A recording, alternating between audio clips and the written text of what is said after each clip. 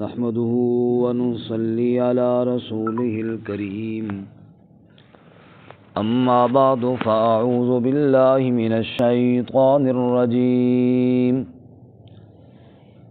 بسم الله الرحمن الرحيم قل هو القادر على أن يبعث عليكم عذابا من فوقكم أو من تحت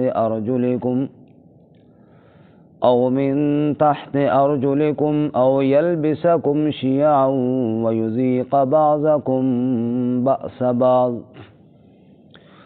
انظر كيف نصرف الآيات لعلهم يفقهون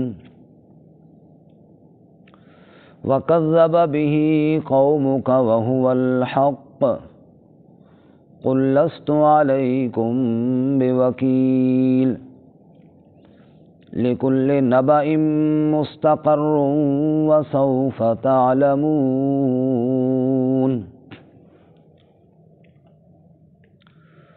قل هو القادر، آپ فرما دیجئے کہ وہ قادر ہے، علی ان یبعث علیکم، اس بات پر کہ بھیج دے تمہارے اوپر، عذابا من فوقکم، کوئی عذاب تمہارے اوپر سے، او من تحت ارجلکم، یا تمہارے پاؤں کے نیچے سے، او یلبسکم شیعا، یا تمہیں لڑا دے گروہوں میں تقسیم کر کے، وَيُذِيقَ بَعْضَكُمْ بَأْسَ بَعْضٍ، اور چکھائے بعض تمہاروں کو بعض کی لڑائی۔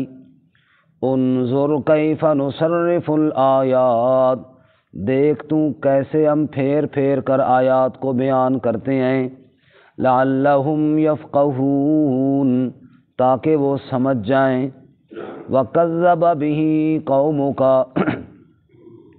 اور تکذیب کی ہے اس کے ساتھ تیری قوم نے، وَهُوَ الْحَقُّ، حالانکہ وہ حق ہے۔ قُل لَّسْتُ عَلَيْكُمْ بِوَكِيلٍ، آپ کہہ دیجئے نہیں ہوں میں تمہارے اوپر نگران۔ لِكُلِّ نَبَإٍ مُّسْتَقَرٌّ وَسَوْفَ تَعْلَمُونَ، ہر خبر کے لیے ایک وقت مقررہ ہے اور ان قریب تم جان لوگے۔ سبحان ربک رب العزت عما یصفون وسلام علی المرسلین والحمد للہ رب العالمین۔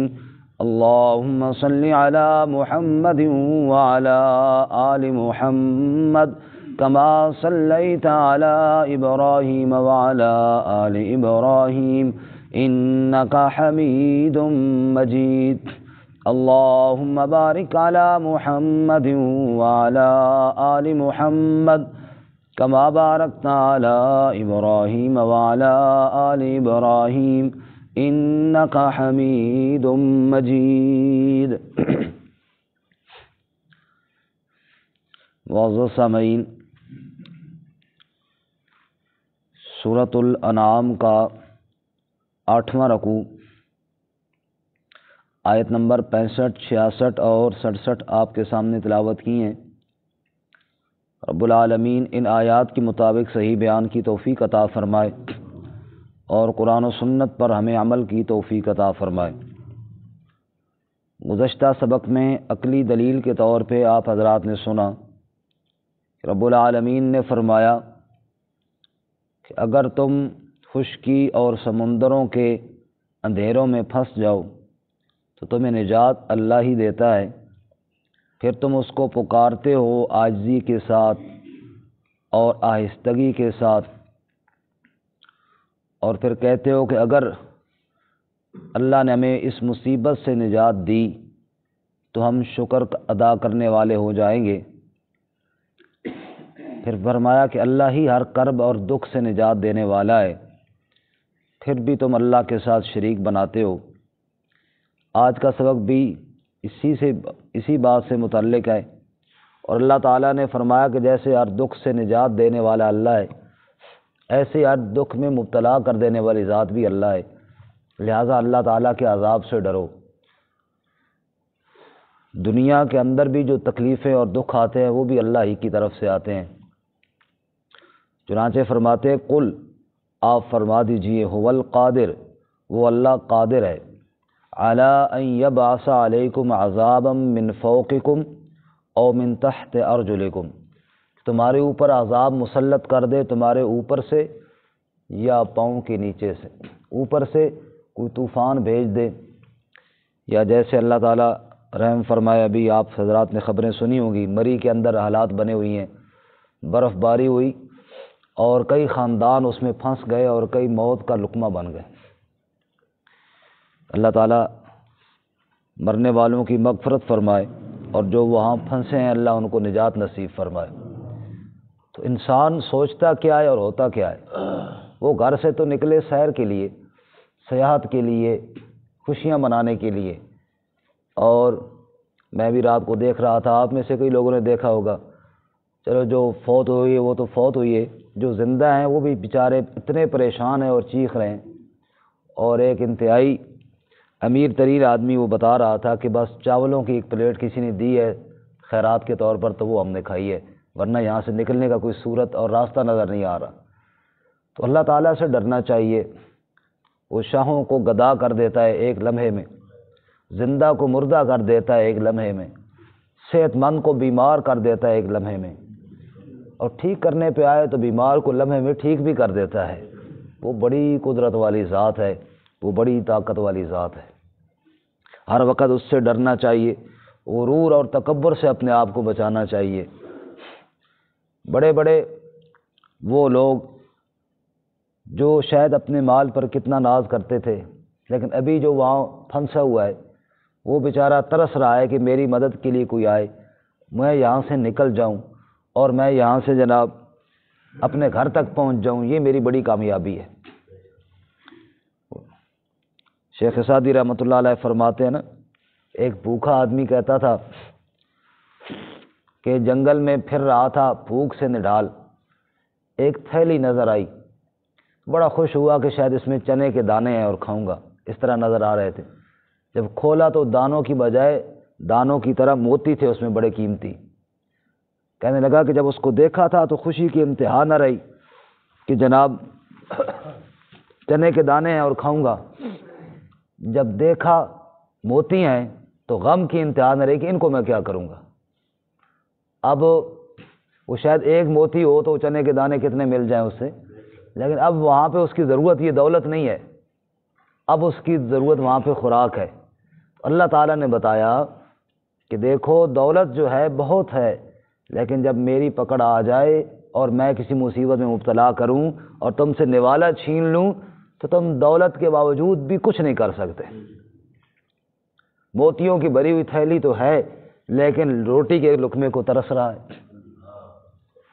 اسی طرح کا ایک واقعہ اور ہے کہ ایک بادشاہ شکار کرتے کرتے نا اپنے ساتھیوں سے جنگل میں بچھڑ گیا، شکار کے پیچھے گیا، کہیں دور نکل گیا جنگل بیابان میں۔ اب وہاں جب گیا تو ایک ساتھی بچھڑ گئے، سامان سارا کھانے پینے کا ان کے پاس تھا، تو وہاں ایک جھونپڑی دکھائی دی، پیاس سے بالکل مر رہا تھا۔ تو بادشاہ وہاں گیا اور اس کو کہا کہ میں بادشاہ ہوں تو مجھے پانی چاہیے۔ ہمارے یہاں مثال مشہور ہے نا کہ خیرات بھی مانگتا ہے اور گھوڑے پہ چڑھ کے، مانگنے والا جو اسے یہ کہنا کہ میں بادشاہ ہوں تو کون دیتا ہے جی۔ اس نے کہا میں بادشاہ ہوں تو مجھے پانی چاہیے۔ اس نے کہا جی کوئی نہیں، پانی شانی جاؤ۔ میں نے کہا میں تعارف نہیں کروا رہا کہ میں یہاں کا بادشاہ ہوں۔ اس نے کہا ہوگے بادشاہ، لیکن اس جھونپڑی کا میں بادشاہ ہوں، یہاں پہ پانی شانی نہیں ملے گا۔ اس نے بہت محنت کی، پہلے تو ذرا تڑی دکھائی، سمجھ گیا کہ تڑی سے بات نہیں بنے گی، تو منت کرنے لگا کہ یار مہربانی کر، پیاس شدید ہے، ایک گھونٹ پانی کا دے دے، مجھے گلاس پانی کا پلا دے۔ اس نے کہا جی بات یہ ہے کہ آدھا گلاس دوں گا، پورا نہیں، اور اس شرط پر کہ اس کاغذ پر لکھ کر دے کہ آدھی حکومت تیری ہے، اگر آدھی حکومت مجھے دیتا ہے تو آدھا گلاس پانی کا ملے گا، ورنہ نہیں تو جا۔ اب جب پیاس سے مر رہا ہو بندہ تو حکومت کو کیا کرنا ہے؟ وہی موتیوں والی بات آئی نا، تھیلی بھری ہوئی ملی تو کیا کرنا ہے اس کو؟ پہلے تو اس نے کوئی ادھر ادھر کی، بالآخر اس نے کہا چلو لاؤ لکھ دیتا ہوں۔ اس نے لکھ دیا، آپ نے دستخط انگوٹھا کر دیا کہ جناب آدھی حکومت تیری۔ اس جڑے نے پتر نے بھی آدھا ہی گلاس دیا، تو پیو جی۔ اب وہ آدھا گلاس پیا، گرمی شدید تھی، پیاس سخت لگی ہوئی تھی، آدھا گلاس پینے سے تو پیاس اور بڑک اٹھتی ہے، ختم کہاں ہوتی ہے۔ پیاس نے پھر ستایا، پھر لگا اس کی منتیں کرنے، بھائی تھوڑا پانی اور دے۔ اسے کہا لکھ باقی آدھی بھی تیری، جو باقی رہ گئی ہے نا وہ بھی لکھ کر دے، تو پھر تجھے میں سیراب کروں گا، پانی کھلا دوں گا۔ اس نے وہ بھی لکھ دی۔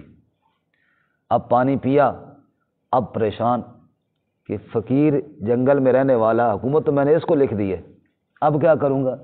جب زیادہ پریشان ہوا تو اس فقیر نے وہ کاغذ اس کے سامنے پھاڑ دیا اور کہا یہ لے، ٹینشن نہ لے، مجھے نہ تیری ضرورت نہ تیری حکومت کی ضرورت، میں تو تجھے یہ سبق دینا چاہتا تھا، جس حکومت پر تو ناز کرتا ہے وہ تو اللہ کی ایک گلاس پانی والی نعمت کا مقابلہ بھی نہیں کر سکتی، اس پر جناب تو غرور اور تکبر میں مبتلا ہے، اللہ کی اتنی نعمت کا بھی وہ مقابلہ نہیں کر سکتی، جا اپنی حکومت کر، مجھے نہیں چاہیے تیری حکومت۔ تو اللہ تعالیٰ انسان کو دنیا میں بعض دفعہ ایسی مشکلات میں مبتلا کر دیتا ہے کہ انسان پریشان ہو جاتا ہے۔ خیر، یہ ایک دنیا میں جو مصیبتیں آتی ہیں نا، چونکہ اسی کی ضمن کی یہ بات ہے تو ساتھ عرض کر دوں، وہ مصیبتیں جو آتی ہیں لوگوں پر، وہ چار قسم کے لوگ ہیں، یعنی دنیاوی مصیبتوں کے حساب سے لوگوں کی کتنی قسمیں ہیں؟ چار۔ ایک تو وہ لوگ ہیں جو کافر ہیں، ظالم ہیں، فاسق ہیں، اس قسم کے، ان پر جو مصیبتیں آتی ہیں وہ اس لیے آتے ہیں تاکہ وہ ظلم و ستم کو چھوڑ کر توبہ استغفار کی طرف آئیں۔ اللہ تعالیٰ فرماتے ہیں نا کہ ہم نے بستیوں کو اس لیے عذاب دیا، فَأَخَذْنَاهُمْ بِالْبَأْسَاءِ وَالضَّرَّاءِ لَعَلَّهُمْ يَتَضَرَّعُونَ، تاکہ وہ گڑ گڑائیں، تاکہ وہ اللہ کی طرف پلٹیں، وہ سمجھیں کہ ہم نہیں ہیں کہ جو چاہیں ہم کریں، ہمارے اوپر کوئی اور ذات بھی ہے جو ہمیں روکنے والی ہے۔ ان کو دکھ اور تکلیفیں دنیا میں اس لیے دی جاتی ہیں۔ دوسرا طبقہ وہ اہل ایمان کا ہے کہ ہیں تو ایمان والے لیکن گناہوں میں مبتلا ہیں، ان پر مصیبتیں آتی ہیں تاکہ یہ مصیبتیں ان کے گناہوں کی بخشش کا ذریعہ بن جائیں۔ ارشاد باری تعالیٰ وَمَا أَصَابَكُم مِّن مُّصِيبَةٍ فَبِمَا كَسَبَتْ أَيْدِيكُمْ وَيَعْفُو عَن كَثِيرٍ، اللہ فرماتے ہیں تم جو بدعمالیاں کرتے ہو نا، اکثر تو میں اپنی رحمت سے یوں ہی معاف کر دیتا ہوں اور بعض تمہیں تکلیفیں دے کر معاف کر دیتا ہوں۔ آپ صلی اللہ علیہ وسلم نے فرمایا کانٹا بھی چبھتا ہے تو اللہ اس کے بدلے میں مومن کی گناہ معاف فرماتے ہیں۔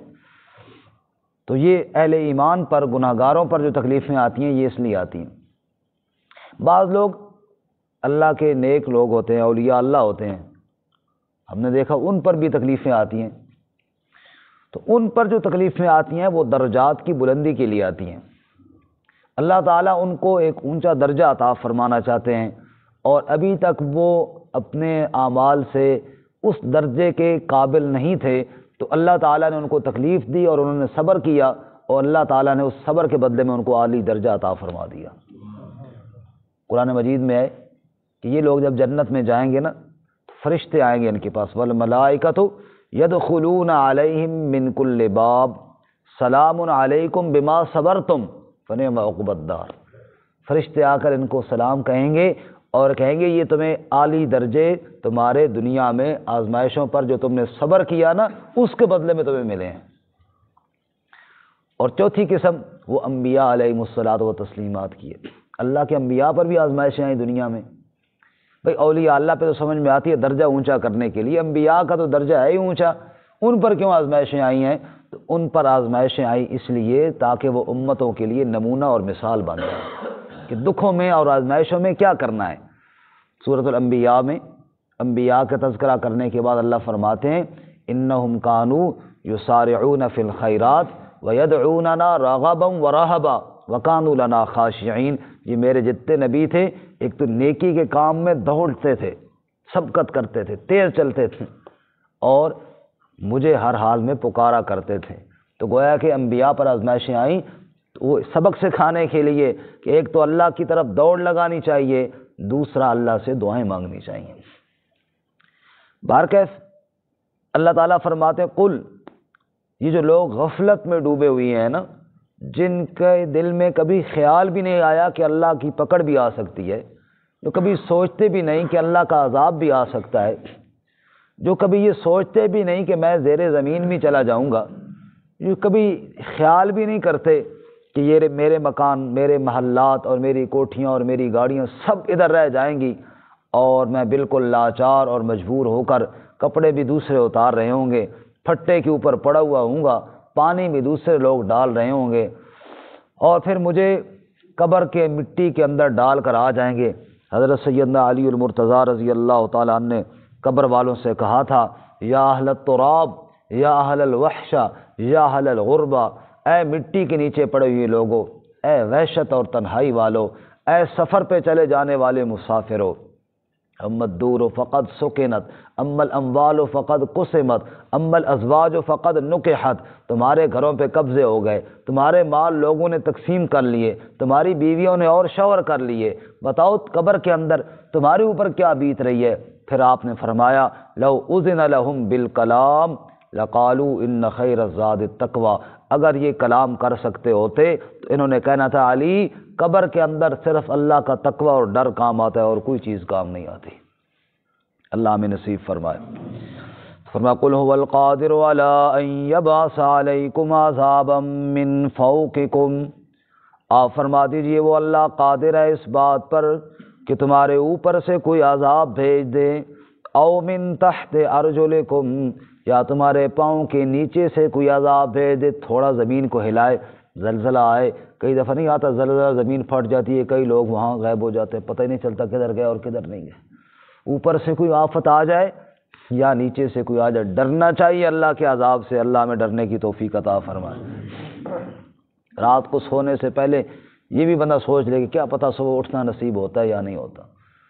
اللہ تعالیٰ فرماتے ہیں نا سورۃ الاعراف میں، افامن اہل القریٰ ان یأتیہم بأسنا بیاتا وہم نائمون، کیا یہ دنیا والے بے خوف ہو گئے اس بات سے کہ یہ رات کو سو رہے ہوں اور میرا عذاب آئے اور ان کو تباہ و برباد کر دے؟ کبھی خیال نہیں آیا ان کے دل میں؟ افامن اہل القریٰ ان یأتیہم بأسنا ضحا وہم یلعبون، جب صبح کے وقت اٹھ کر اپنے کام کاج کی طرف دوڑ رہے ہوتے ہیں، کھیل کود میں لگے ہوتے ہیں، غفلت میں ڈوبے ہوتے ہیں، کیا کبھی کسی کے دل میں خیال آیا کہ ایسا نہ ہو کہ دن چڑھے اللہ کا عذاب آ جائے اور ہم اسی غفلت میں ڈوبے اور کھیل تماشے میں لگے ہوں؟ افامنوا مکر اللہ فلا یأمن مکر اللہ الا القوم الخاسرون، کیا یہ دنیا والے اللہ کی تدبیر سے بے خوف ہو گئے؟ فرمایا اللہ کی تدبیر سے بے خوف وہی ہوتا ہے جو خسارہ پانے والا ہے۔ اس لیے فرماتے ہیں قل هو القادر على ان يبعث عليكم عذابا من فوقكم او من تحت ارجلكم، دیکھتے نہیں ہو اللہ تو قدرت والا ہے نا، اوپر سے بھی عذاب بھیج سکتا ہے، نیچے سے بھی عذاب بھیج سکتا ہے۔ اللہ ہمیں اپنی پکڑ سے محفوظ فرمائے۔ برف باری ہوتی ہے، ہم خوش ہوتے ہیں، سیر کے لیے جا رہے ہیں، کیا پتہ اس کے اندر میری موت لکھی ہو، جیسے ابھی ہمارے سامنے، یہ ہمارے لیے عبرت کا سامان ہے۔ اسی طرح قوم عاد نے بادلوں دیکھا، کہا ذا عارض ممطرنا، بارش آنے والی ہے، اللہ فرماتے ریح فیہا عذاب علیم، اس میں تو دردناک عذاب تھا ان کے لیے، پوری قوم کو تباہ و برباد کر دیا۔ آگے اللہ فرماتے ہیں کبھی اوپر سے عذاب کبھی نیچے سے، او یلبسکم شیعا ویذیق بعضکم بأس بعض، یا اللہ تمہیں گروہوں میں تقسیم کر کے آپس میں لڑا دے اور بعض کو بعض کی لڑائی چکھا دے۔ جی اب یہ جو بات ہے نا کہ اللہ تمہیں گروہوں میں تقسیم کر دے اور آپس میں تمہیں لڑا دے اور بعض کو بعض کی لڑائی چکھائے، یہ اللہ کا عذاب ہے، اور اللہ تعالیٰ رحم فرمائے اس امت پر۔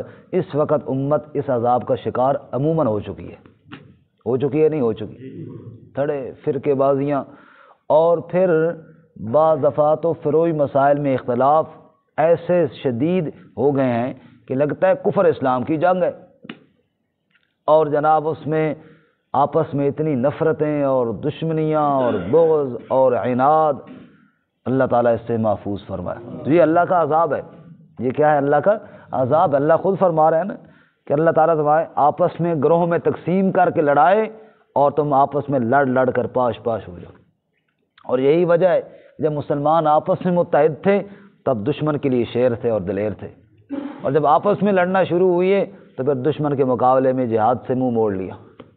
اب جہاد کے نام سے ڈر لگتا ہے، آپس میں لڑنے کے لیے بڑے تکڑے ہیں اور بڑے دلیر ہیں، آپس میں لڑنے کے لیے ساری صلاحیتیں لگی ہوئی ہیں، دشمن کے سامنے کھڑا ہونے سے ڈرتے ہیں۔ اس لیے ڈرتے ہیں کہ اب آپس میں جو لڑ رہے، خود قرآن نے فرمایا نا کہ تم آپس میں لڑو گے تو کیا ہوگا، وَيَذْهَبَ رِيحُكُمْ، تمہاری ہوا اکھڑ جائے گی۔ تم آپس میں اگر لڑو گے ہوا تمہاری اکھڑ جائے گی اور تم جناب دشمن کا مقابلہ نہیں کر پاؤ گے۔ تو بالکل وہی کچھ ہو رہا ہے ہمارے ساتھ بھی۔ اللہ تعالیٰ امت مسلمہ کو اتفاق اور اتحاد نصیب فرمائے۔ بلکہ فرمایا یہ بھی اللہ کا ایک عذاب ہے کہ اللہ تمہیں گروہوں میں اور فرقوں میں تقسیم کرے اور آپس میں ایک دوسرے کو لڑا دے۔ آگے اللہ فرماتے ہیں انظر کیف نصرف الآیات، دیکھ ذرا میرے پیغمبر صلی اللہ کیف نصرف الآیات، ہم کس طرح پھیر پھیر کر آیات کو بیان کرتے ہیں، لعلہم یفقہون، تاکہ یہ لوگ سمجھ جائیں کہ اللہ تعالیٰ ہمیں کیا سمجھانا چاہ رہے ہیں۔ اللہ یہ سمجھا رہے ہیں کہ آپس میں متحد رہو گے تو پھر کامیابی ہوگی، پھر اللہ کی مدد آئے گی۔ آپس میں لڑو گے، آپس کے اندر اختلافات کرو گے تو کبھی دشمن کا مقابلہ تم نہیں کر سکو گے، بلکہ یہ اللہ کا خود تمہارے اوپر عذاب ہوگا۔ تو فرمایا کہ لعلہم یفقہون، تاکہ وہ لوگ سمجھ جائیں اس بات کو۔ اللہ ہمیں سمجھنے کی توفیق عطا فرمائے۔ وَكَذَّبَ بِهِ قَوْمُكَ وَهُوَ الْحَقُّ، لیکن ان باتوں کو تیری قوم نے جھٹلا دیا میرے پیغمبر صلی اللہ، آپ کی قوم نے انکار کیا اللہ تعالیٰ کی بتائی ہوئی آیات کا اور نہیں مانا ان کو۔ وَكَذَّبَ بِهِ قَوْمُكَ، تیری قوم نے اس کو جھٹلا دیا، وَهُوَ الْحَقُّ، حالانکہ یہ کیا ہے، حق ہے۔ اللہ تعالیٰ نے حق دے کر بھیجے میرے پاک پیغمبر آپ کو، وَالَّذِي جَاءَ بِالْحَقِّ، اللہ نے جو رسول بھیجا وہ حق کے ساتھ آیا۔ قُلْ لَسْتُ عَلَيْكُمْ بِوَكِيلٍ، سمجھا ضرور، لیکن اگر کوئی نہ مانے تو کہہ دے میں تمہارے اوپر وکیل اور نگران تو نہیں ہوں، میں تو تمہیں سمجھا سکتا ہوں، نہیں مانو گے تو اپنا ہی نقصان ہوگا، میرا تو کوئی نقصان نہیں ہوگا۔ کیوں؟ لِكُلِّ نَبَإٍ مُسْتَقَرٌّ، ہر خبر کا ایک وقت مقرر ہے۔ قیامت بھی ایک خبر ہے نا، عَمَّ يَتَسَاءَلُونَ عَنِ النَّبَإِ الْعَظِيمِ، وہ بھی نبأ ہے نا، خبر ہے۔ تو پوچھتے ہیں قیامت کب آئے گی، فرمایا لِكُلِّ نَبَإٍ مُسْتَقَرٌّ، کوئی پوچھے کہ میری موت کب آئے گی، بھائی لِكُلِّ نَبَإٍ مُسْتَقَرٌّ، ہر کام کا ایک وقت مقرر ہے، اس پر موت بھی آ جائے گی، اس پر قیامت بھی آ جائے گی، اس پر سب کچھ ہو جائے گا۔ تم یہ وقت نہ پوچھو، تم اللہ کے سامنے توبہ کرو جو تمہارا کرنے والا کام ہے۔ اور اگر تم نے توبہ کو ملتوی کیا کہ چلو کل کر لیں گے، پتہ نہیں کل نصیب ہو یا نہ ہو۔ ابھی وہ آپ میں سے شاید کئی لوگوں نے وہ مری والی ویڈیو دیکھی ہوگی، میں نے تو رات کو دیکھی ہے کہ وہ آدمی جا رہا ہے، اب 3 4 5 بچے بھی اس کے ساتھ ہیں اور ویڈیو ان کی بنا رہا ہے اور بچوں سے پوچھ رہا ہے بچوں مری سے واپس جانا ہے کہ نہیں، بچے کہتے ہیں نہیں، جیسے بچے خوشی میں کہتے ہیں نہیں، وہ بیچارے ادھر ہی رہ گئے، اللہ کو پیارے ہی ہو گئے، واپس نہیں آئے۔ تو کیا پتہ کہ جناب صبح ہی نصیب نہ ہو، کیا پتہ کل ہی نصیب نہ ہو۔ تو لِكُلِّ نَبَإٍ مُسْتَقَرٌّ، ہر خبر کا ایک وقت مقرر ہے اور وقت مقررہ پر وہ پوری ہو جائے گی۔ ان کی موت کا وہاں وقت مقرر تھا، نہ معلوم ہم میں سے کس کس کی آج موت کا وقت مقرر ہو اور اسے کل کا دن دیکھنا نصیب نہ ہو، آنے والی رات شاید ہماری قبر کے اندر ہو کس کس کی، اس کو سوچنا چاہیے۔ حضرت سیدنا علی المرتضیٰ کرم اللہ وجہہ، ان کا شعر ہے، حضرت علی رضی اللہ تعالیٰ عنہ فرماتے ہیں کم من فتیٰ اصبح واضحى ضاحكا واقفانه في الغیب تنسج وهو لا يدری، کتنے نوجوان ایسے ہیں اور جناب کھیل رہے ہیں، کود رہے ہیں اور عیاشیاں کر رہے ہیں اور ان کے کفن تیار ہو چکے ہیں، انہیں اس بات کا احساس نہیں ہے۔ نہ معلوم ہمارا کفن کب تیار ہو چکا، کیا پتہ یہ جو بازار میں اب کپڑے والی گاڑی آئی ہے اس میں میرے کفن کا ٹکڑا بھی پہنچ چکا ہو، مجھے پتہ نہ ہو اس بات۔ اس لیے فرمایا لِكُلِّ نَبَإٍ مُسْتَقَرٌّ، ہر خبر کا ایک وقت مقرر ہے، وَسَوْفَ تَعْلَمُونَ، ان قریب تم جان لوگے۔ اللہ تعالیٰ ہمیں سمجھنے کی توفیق عطا فرمائے۔ ترجمہ دوبارہ سنیں جی۔ قُلْ هُوَ الْقَادِرُ عَلَىٰ أَن يَبْعَثَ عَلَيْكُمْ عَذَابًا مِّن فَوْقِكُمْ، آپ فرما دیجئے وہ اللہ قادر ہے اس بات پر کہ بھیج دے تمہارے اوپر عذاب تمہارے اوپر سے، او من تحت ارجلکم یا تمہارے پاؤں کے نیچے سے، او یلبسکم شیعا یا تمہیں لڑا دے گروہوں میں تقسیم کر کے، ویذیق بعضکم باس بعض اور چکھائے بعض کو بعض کی لڑائی۔ انظر دیکھ ذرا کیف نصرف الآیات کیسے ہم پھیر پھیر کر آیات کو بیان کرتے ہیں، لعلہم یفقہون تاکہ وہ سمجھ جائیں، وکذب بہ قومک اور جھٹلایا اس کو تیری قوم نے، وہو الحق حالانکہ وہ حق ہے، قل لست علیکم بوکیل آپ کہہ دیجئے میں تمہارے اوپر کوئی نگران تو نہیں ہوں، لکل نبأ مستقر وسوف تعلمون ہر خبر کے لیے ایک وقت مقرر ہے اور ان قریب تم جان لوگے۔